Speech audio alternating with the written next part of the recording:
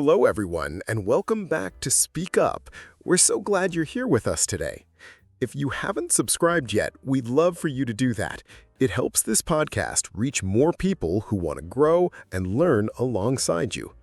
Tonight, we're talking about habits and why they matter so much. Habits may seem small, but they quietly shape the way we live and the way we express ourselves. The 5 habits we'll explore in this episode can truly change the rhythm of your learning, step by step. Thank you, Ryan. And yes, habits are powerful because they're not just actions. They're patterns that build our confidence every single day. Subscribing is a way of saying you want to keep moving forward with us, and we'd be so grateful if you did. What we'll share today isn't complicated. These 5 habits are simple, but they create real change when practiced consistently. Think of them as small seeds that grow into something lasting. The best part is, none of these habits require hours of effort. They're things you can weave naturally into your day. As you listen, imagine how each one could fit into your own routine. And by the end, you won't just know the habits. You'll see how they connect, how they build on each other, and how they bring fluency closer, one step at a time. And that's why this conversation matters. We're not here to give you rules. We're here to walk with you, to share habits that feel real and possible.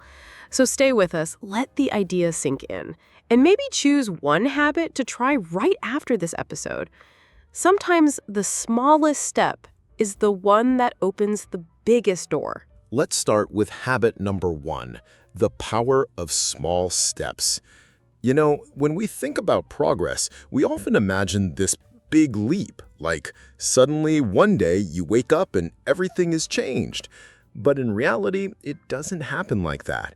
It's the little steps, the ones that almost feel too small to matter, that actually carry us forward. Imagine just speaking a few sentences each day, or taking 2 minutes to listen closely. It may not look impressive at first, but over time, those moments begin to shape something powerful. It's like drops of water filling a jar, slowly, quietly, until one day you notice it's full. That's the power of small steps. Yes, I love that image of the jar filling up. Because the truth is, small steps are often overlooked. People think they're not enough, so they stop. But if you picture yourself taking one simple step every day, you can almost feel the movement building, like walking down a path. You don't reach the end in a single stride. You get there by putting one foot in front of the other again and again. And the beautiful part is, each step gives you a tiny spark of confidence, proof that you're moving, proof that you're growing. And maybe that's the hardest part, trusting the process when you can't see the results right away. There are days when it feels like nothing's changing, like you're stuck in the same place. But if you pause and look back, even a month later, you'll realize those little steps have taken you further than you thought. It's almost invisible while it's happening, but it adds up. That quiet progress becomes the foundation for something much bigger.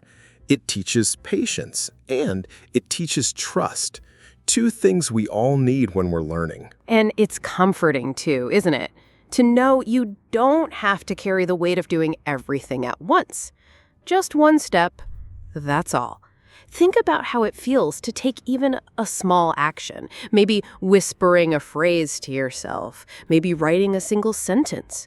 It doesn't demand perfection, only presence. Those little acts create a rhythm, and rhythm builds strength. When you imagine yourself practicing like this, it's not overwhelming. It feels human, gentle, and possible. Exactly. And when you see it that way, you stop waiting for the perfect moment to start. You realize the perfect moment is right now, in whatever you can do today.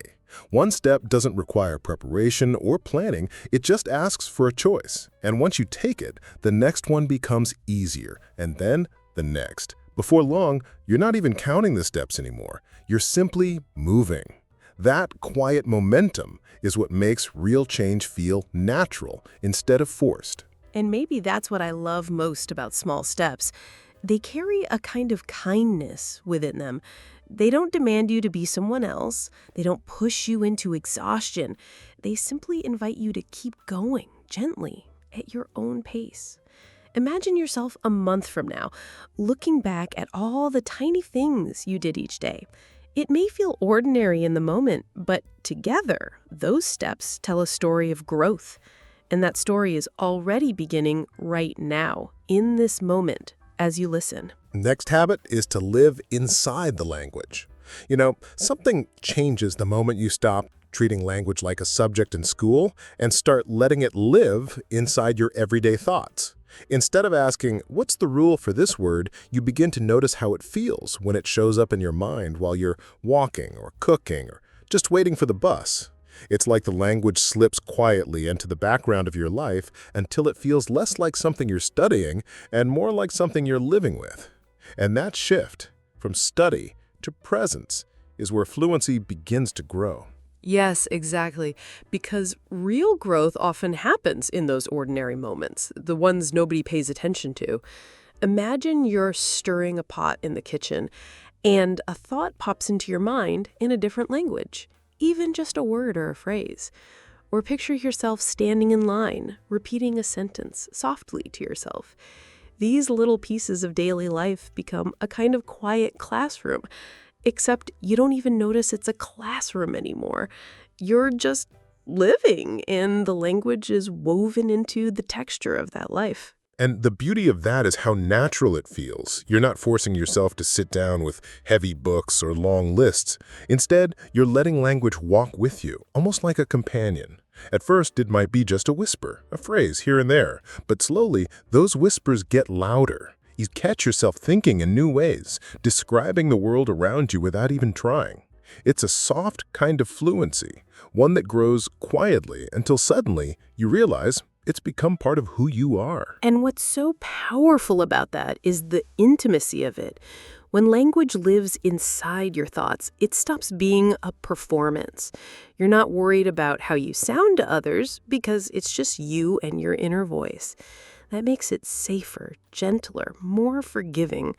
And then, when you do speak to others, it feels less like you're reaching for words and more like you're sharing something that's already alive within you. That's when fluency begins to feel natural, almost effortless. Exactly. And maybe that's the shift so many people miss. They think practice only counts when it's formal, when it looks like study. But the truth is, every thought, every quiet repetition in your head is practice. Imagine walking down the street and describing what you see in your mind. Imagine waiting at a red light and forming a simple sentence just for yourself. These tiny acts don't look like much, but they're what make the language stick. They turn everyday life into a living practice. And when that happens, it feels less like a task and more like a part of your identity. You stop asking, am I practicing enough? Because you realize you're practicing all the time, in the background, in the silence, in the rhythm of your own thoughts. That's the heart of living inside a language. It doesn't demand anything extra from you. It just asks you to notice, to let it flow through the ordinary moments of your day. And that's where the deepest kind of fluency quietly takes root. Now, let's shift on to habit number 3, finding your voice. Priya, there's something almost magical about hearing your own voice speak a new word. The first time you say it out loud, it feels a little shaky, maybe even strange, like the sound doesn't fully belong to you yet. I remember when I was learning Spanish, I'd whisper words to myself on the bus just so no one could hear. And every time, it felt like the word was this little secret I was carrying. But the more I repeated it, the more natural it became. That's the thing. Your voice needs to own the word. Not the book, not the dictionary, your voice. And when that happens, it's like the language finally moves from the page into your life. Yes, Ryan. And I think that's the most beautiful part. When learners speak out loud, even if it's just to themselves, they're giving the language a body, a sound, a presence. I still remember when I first tried saying English sentences alone in my room. I'd look into the mirror, and sometimes laugh at how awkward I sounded. But those moments built something inside me. They gave me courage. Because when you can hear yourself speaking a language, even imperfectly, you're no longer just a learner. You're already a speaker. Exactly.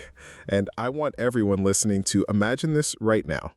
Picture yourself in your kitchen, maybe making tea, and you softly say, "I am making tea." Simple words, right? But the moment they leave your mouth, they become alive. You've taken ownership. And maybe you stumble, maybe the sentence feels heavy at first, but then, over days, weeks, it begins to flow. And each small spoken moment is like planting a seed. With time, those seeds turn into the forest of your fluency. That's such a powerful image, Ryan. A forest of fluency. And what's important is no one else has to be there when you plant those seeds. You don't need an audience. Sometimes the quiet practice, when it's just you and your voice, is the most important. Because in that private space, you're free. You can experiment. You can make mistakes without fear. And slowly, your own voice becomes your teacher, guiding you, showing you where the language flows and where it sticks. And maybe, Priya, it's also about making peace with the awkwardness. I remember recording myself once, and when I played it back, I cringed so hard. But then I realized that awkward sound, that struggling voice, that was me growing. That was the sound of progress. And I think listeners should remember your voice doesn't have to be perfect right now. It just has to be heard. Yes, Ryan, that's so true. And if I can add one last thought, your voice is not just a tool for practice. It's also a reflection of your courage. Every word you dare to say out loud is proof that you're brave enough to grow. So if you're listening to us right now, I hope you pause for a moment, take a deep breath, and maybe say one English sentence out loud. Let yourself feel it. That tiny act could be the beginning of a brand new confidence. We have seen 3 habits, and 4th habit is the art of listening closely. You know, Priya, sometimes I think we forget how powerful listening really is.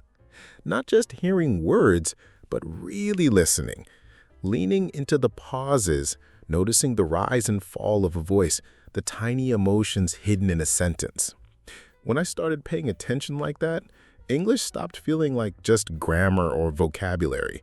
It started to sound like music. And honestly, once I slowed down and let myself listen deeply, I realized that every conversation, every podcast, even every small background sound was quietly teaching me something. Exactly, Ryan. I love how you said it feels like music, because that's true. Think about it. A song isn't just about the lyrics. It's about the rhythm, the pauses, the little spaces in between. Language works the same way. When I really began listening closely to native speakers, I noticed how they stretched some words, how they softened others, and I thought, wow, this is what makes English alive. It's not just the meaning of the words, it's the way they breathe. That breathing, that rhythm, that's where the real magic is. I remember listening to a friend once, and instead of worrying about the meaning, I just let myself follow the sound. It felt calming, almost like meditation. And here's the funny part. Later, when I tried speaking, those same rhythms naturally came out of me without me even realizing it. That's when I understood listening deeply is like planting seeds. The words grow inside you quietly, and then one day they bloom when you speak. I've had that moment too. It's like when you catch yourself saying a phrase in the exact tone you once heard someone else use, and you think, wait, where did that come from? That's the gift of listening closely. It sneaks into you. But it's not just about copying. It's about feeling. When you slow down and pay attention, you start to hear emotions, joy, sadness, excitement, hidden in people's voices.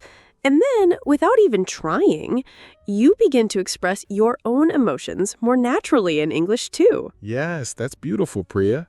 Because real communication isn't only about words. It's about presence.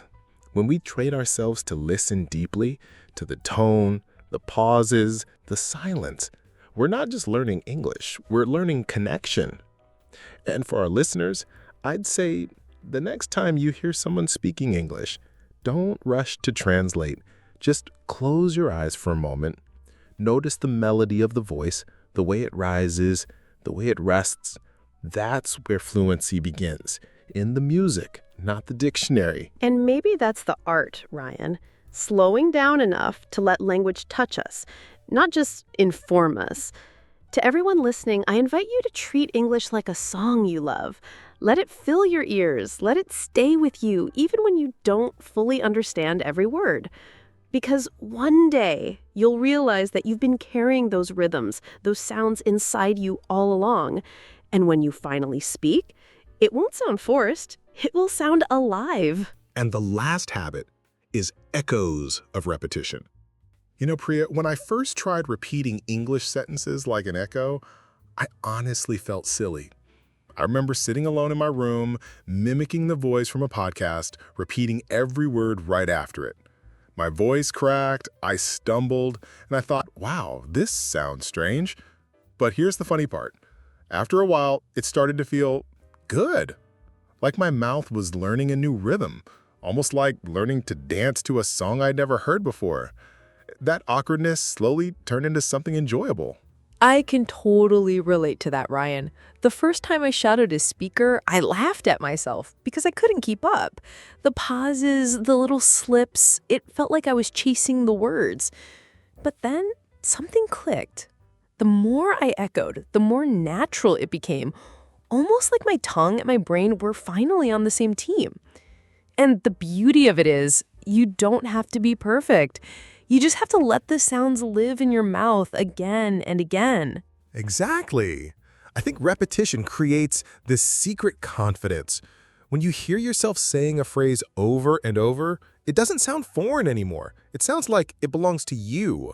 And there's this tiny, surprising moment when your echo no longer feels like an imitation. It feels like your own voice carrying new words into the world. That's powerful, isn't it? It really is. And what's even more powerful is that playful side of it. Sometimes I exaggerate the intonation or repeat the same line with a little laugh just to feel how the words move differently. That playfulness takes away the fear. You stop worrying about mistakes and instead you start enjoying the music of the language. Yes, the music, that's the perfect way to put it. When you echo a voice, you're not just practicing words, you're tuning into rhythm, the rise, the fall, the pauses. You begin to feel English like a song, not just a subject you're studying. And the more you echo, the more fluent your own voice becomes without even realizing it. And I think that's what makes shadowing magical. At first, it feels strange, even a little uncomfortable, but slowly your voice and the other voice start to merge until one day you realize you're not echoing anymore. You're speaking. And that shift, that quiet moment of growth is something every learner deserves to feel. You know, as we close today, I keep wondering, what if our listeners picked just one of these habits and carried it into their day? Not all 5, not a big list, but just one small shift. Maybe it's listening a little more closely, or repeating a phrase like an echo, or simply noticing the rhythm in words. Even a single step like that can ripple out in ways we don't expect. I really want to thank everyone for spending this time with us. Your presence makes these conversations alive. We try our best to make your time valuable, and I hope something from today travels with you long after this podcast ends. Yes, Ryan, I feel the same. It's not about finishing perfectly, but about leaving a door slightly open for growth to step in. If even one listener pauses later today and hears English in a new way, or dares to shadow a sentence softly under their breath, then our time together has been worth it. Thank you, truly, for choosing to share the space with us. We know your time is precious, and we hope you felt it was well spent here. Keep these habits alive in your own rhythm and let them grow naturally. Until next time, keep listening, keep echoing, and keep walking forward with us.